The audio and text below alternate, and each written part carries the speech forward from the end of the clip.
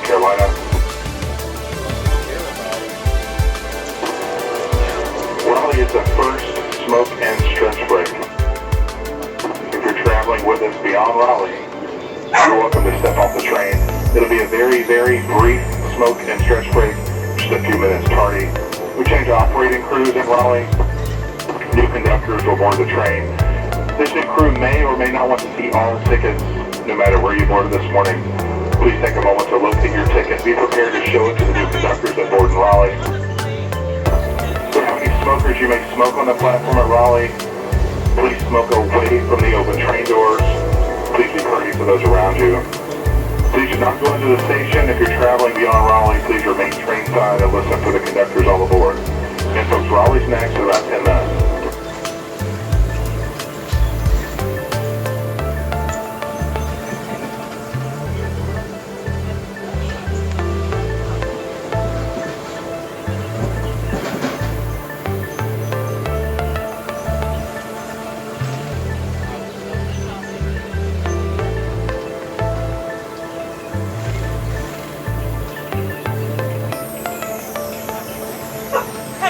Ladies and gentlemen, if you just joined us, please have your tickets out.